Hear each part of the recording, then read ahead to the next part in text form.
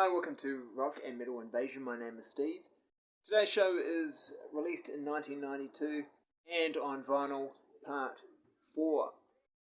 As you know, the last 3 parts have been records in my collection that were from the hard rock, metal genre, hair metal especially genre of music that had a 1992 release and are also on vinyl and in my collection. So I'm up to part 4 now, and this will be the final part. If I was doing this for 1991, I'd need a lot more than 4 parts. 1990, even more, and 89, I'd be here all day making videos. There's so much, so many releases from the late 80s in my collection that were released on vinyl. You know, the peak, the late 80s were the peak of that sort of hard rock, hair metal genre of music. It was when it was at its most popular, and not surprisingly, a lot of that in my collection. But and I've got a few things from 1992 that, as I've shown before, that were from that genre of music, but just didn't get a vinyl release. But these ones did. Some of them are reissues, but I think they all got a vinyl release at the time as well. So the first one, well-known band, this is Skid Row, and B-Sides. Beside Ourselves, that's the one. Yeah, Beside Ourselves.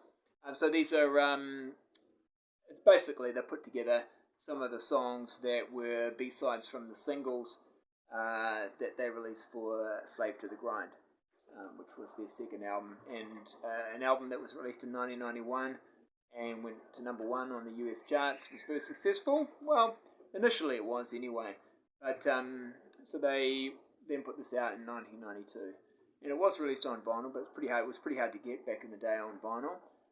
This is actually a 2021 reissue, so it's actually from the box set. The box set I picked up at the end of last year, mainly because it's got Subhuman Race on vinyl, which is great to have that one. Not that I'm a massive fan of that album, but it's kind of cool to have that. Have it all in one box too. Have it all, all their collection all in one place. It's a nice package. So worth getting. And so this one it's a mini album. It's only 5 tracks, and it's all cover songs. So they're covering Jimi Hendrix, Rush, Judas Priest, Kiss, and the Ramones. So wasn't a big fan of it back in the day, but good to have and listen to sometimes. But yeah, just a bit of a filler, really. All right, talking of mini albums, the next one released in 1992 is another mini album. This one's a mini live album, and it's by a group called Bang Tango, and this one is Ain't No Jive Live. What's interesting about this is actually their second mini live album that they have released, which is unusual. So their first release was actually a mini album that was also a live album, and then they released 2 studio albums, and then they've got this one which came out in 1992. So it features tracks from their 2 studio albums that they've done. It's also got a cover of 20th Century Boy. So 5 tracks in total. But it's kind of interesting that this got a release. Dancing on Coals was their second album, released in 1991, which I don't think had been particularly successful. So it's quite interesting. They still got another release, and it's just a live album release in 1992. And they just stick around and do, well, I mean, they've come and gone a few times, haven't they? But they did put out another studio album, I think, in about 94, and it's a great album, actually. I think it's a big improvement on Dancing on Coals, and might even be their best album, but, in my opinion. But I like the first album. Second one, not so much. But they're a cool band. They've definitely got their own sound. Yeah, and I like them. So I like having this. I like having the live album, even though it's only 5 tracks. Um, yeah, and yeah, interesting band, and but it just interesting too that this even got a release. I think released on MCA, and this was their final album for MCA, of course. All right, third one. Now this is by a guy called Steve Thompson. Now I don't know too much about him. Um, was more well known in sort of Europe, I think, than anywhere else. But it's interesting looking at some of the credits on the songs for this 1992 released album. He's got one of the songs I've talked about before, I think, "Everybody's Crazy," which is a Michael Bolton cover. He's also got another song written by Michael Bolton called "Love of Money." He's put that on here, and I don't know too much about that song. I'm not sure where he found that one, but or got that one from. But it's not only written by Michael Bolton, but co-written by Jonathan Cain and Neil Schon. So I'm thinking maybe Bad English. It was a song that they had maybe were considering for Bad English, or maybe Journey. But I'm thinking 1992, maybe it was a Bad English track that didn't make the album. Anyway, there's a couple of there's a Desmond Child song on here as well called "Driving in America," and songwriting as well from a guy called Bob Marlett, who's quite well known producer, songwriter. He's worked with Tony Iommi, Saliva. He worked with Rob Halford on the Two project that he did in the mid-90s. So he's credited on some of the songs as well. Steve Thompson himself doesn't really feature too much as far as contributing to the songwriting, so it's quite interesting. I'm not quite sure. Yeah, he's got an okay voice, I suppose, but it's a good hard rock album. I'm kind of surprised, AOR even really, but kind of surprised. This is the kind of thing that got a release in 1992. Not really the kind of what people were looking for in 1992. I think a lot of these songs too, because it's got some other dates for some of the other songs to going back to 89 and 90. So I think some of these were recorded well before 1992. And the back cover is kind of interesting, just because it's got one of those photos between a lady's legs, and that's there's actually quite a few albums, usually at the front cover, not the back cover, that have that shot. Right? So taken between a lady's legs, and there's someone's even made a list and compiled a list of album covers that have that as that sort of that pose on the front that can be found on front covers of albums. So that's quite fun to look at. This one's not the front cover; that's on the back cover, and I really don't quite get why he's got his dog with him. I think they could have done without the dog. But anyway, that's just me. All right, next one. Now this one's a bit of a tricky one to find. This one is Trickster, and the album's called Here. Now this is with a exclamation mark. Now this one was the follow-up to their debut album, which did pretty well. I think it went gold. Had a bit of success on MTV. I mean, I'm here where I am here in New Zealand. I mean, Trickster weren't much of a thing, right? We didn't really get it. But in America, they were kind of popular. But I think by 1992, it was kind of all over for these guys. Really, they just didn't. They were very, I would sort of compare it to what happened with a little bit with Slaughter. So Slaughter, successful first album, but in 1992 when they released The Wildlife, there wasn't that much interest, and similar thing happened with Trickster. Even I think even less interest in this one, which is a shame because for me it's an improvement on the first album. I thought the first album was kind of boring. It has one or two okay songs maybe, but didn't really grab me. And this one's I think heavier. I mean it's not an amazing album, but Runaway Train and Blood Rock. That kicks ass. Right, so yeah, I like those songs. Rockin' Horse. Yeah, there's some good songs on here, and nice to have on vinyl because it's not easy to get. Yeah. 1992 release for Wasp is next. This is the Crimson Idol. Now this is the re-release, so they actually re-recorded the album. I had the original version of this album, but I decided that I'm quite happy just to have the new version, and I got rid of my original. But just because it's got this one has got some extra songs on it.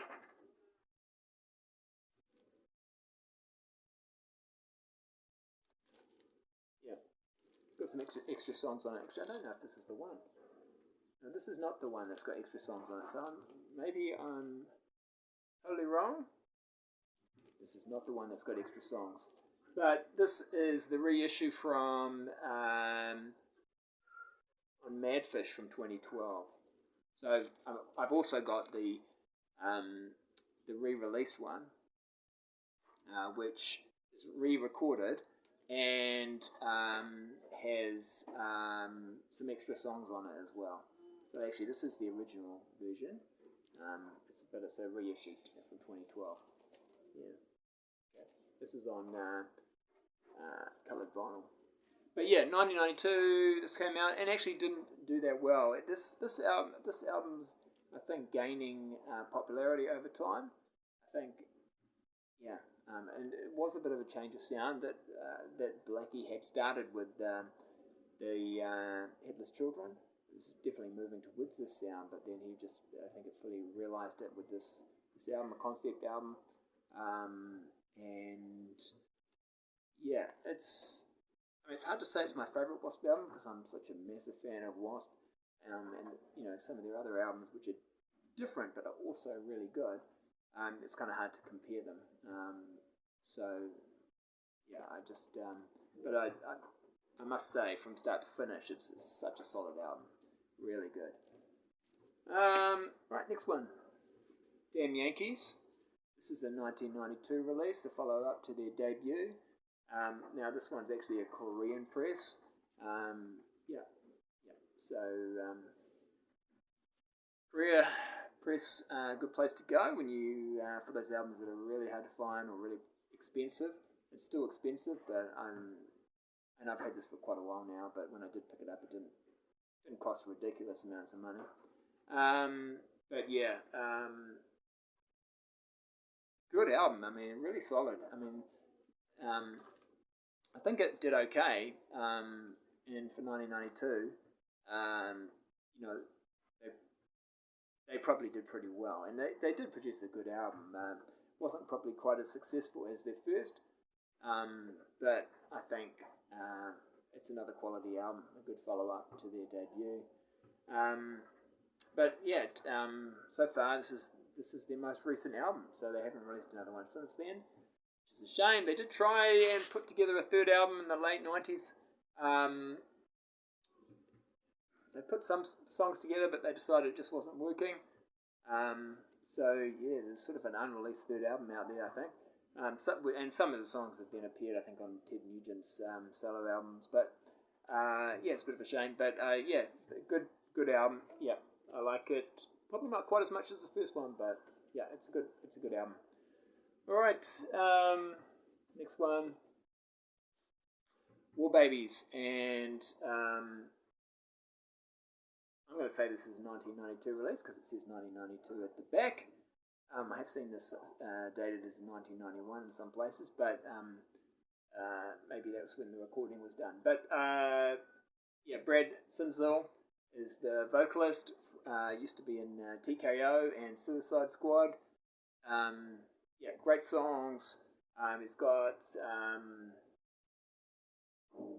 Cry Yourself to Sleep, I think, was one of the singles. That's probably my pick from the album as my favourite song. But yes, other good songs. Not really heavy. It's not like a really heavy album. If you go back to TKO or Suicide Squad, they were heavier there. They were more of a sort of a metal band, I suppose. But this is more of a hard rock sound. But yeah, I think they were moving towards that sort of that sound that was becoming more popular in the early 90s, as opposed to that sort of hair metal kind of sound. And but yeah, they had a song written by Paul Stanley on this album as well. But yeah, it just didn't get that much attention. And yeah, it's not easy to find on vinyl, but yeah, I like it. One band that did have success in 1992 is Ugly Kid Joe, and this is America's Least Wanted. Now, this is their debut full-length album. They did release a EP prior to this, which of course had the hit "Everything About You" on it. This has got "Everything About You" on it as well. It's got a Madman '92 remix, so it's got some songs that were on the EP also on this album. One of the singles from this album is called "Neighbor." It's probably the best track on the album for me. And yeah, they were quite successful. Obviously, they had the success with their EP that they released prior to this, and this did okay as well, I guess. But they didn't blow up massively, but they were popular. They had some play definitely on MTV and on radio. Busy Bee and Cats in the Cradle, they were other sort of quite well-known singles from this album. And as you can see from the album, in the back cover, there's actually no shot of the band at all. No photo of the band, which is kind of rare for this type of genre of music. But like I said, they're kind of working out that kind of image isn't popular now, and they're going more for that sort of rebellious kind of not taking yourself too seriously. They've got this sort of their cartoon character as the Statue of Liberty giving the finger.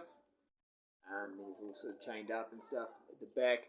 So that kind of, a little bit like Jackal, who also had a 1992 debut release. Not taking yourself too seriously, joking around, but having fun. And that kind of image was more successful at that time, I think. Alright, so that's 8. I'm going to do just 2 more. This one I've shown before, but it is a 1992 release by Fiona, who has terrible album covers. I don't know what she was thinking with this one, but for me it's her best album. It's just, and I can just imagine this could have been a hit. It's very commercial. All those sort of songs that Heart, for example, had big hits with in the 80s. This is like packed full of those kind of songs. And just really lots of hooks. Really commercial, but it still rocks. Like Squeeze is quite a hard rocking song. It's not heavy at all, but sometimes if you want something a bit lighter, a little bit, some good melodic hard rock. And this is the one to go for, I think. Yeah, really good album. 1992 release on vinyl. And then I think after that she disappeared for a while, but a lot of these people that I'm showing did, because the 90s, just after 1992, it just wasn't, they weren't popular at all. That sound just wasn't a happening thing. Obviously, Wasp, Skid Row, those kind of established bands, they could still keep going, but this band who's sort of never really found that much success, they were releasing something in 1992 that usually wasn't the time when they were going to break through. Alright, and the last one is a band that I'm going to put in the sort of hard rock, even hair metal genre, even though I don't think that's perhaps what they were going for. But the band is a group called To Die For. Now, I think they're an English band, and they released this album in 1992. And again, the imagery and the cover imagery is interesting because it's definitely more alternative kind of a look. No image of the band. You can see a very tiny picture of the band in this little square in the corner here, and you probably can't see it very well, but if you blew that up, they'd just look like one of those sort of late 80s hair metal kind of bands, really. They've all got the big hair, long hair. I could imagine if this was released in 89, 90, would have been a full band shot on the back cover.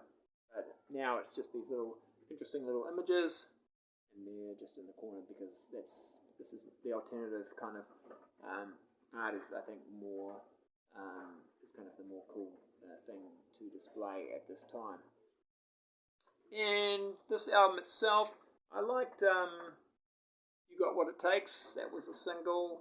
It's not bad. Yeah, it's just solid hard rock, I guess. There's some sort of alternative parts to it. I really only put this on for one or two songs, and haven't played it much, to be honest with you. But it's in my collection. It's 1992, and I decided I'll say that it fits the genre. Some people that I'm sort of focusing on, some people may disagree, and you could be right. But I'm just going to add that one in there. So that's the 10th and final one. Alright, so I'm going to finish on that. So that's my releases from 1992, and I hope you enjoyed that. That's the final part for released in 1992 and on vinyl in my collection. Alright, catch you later.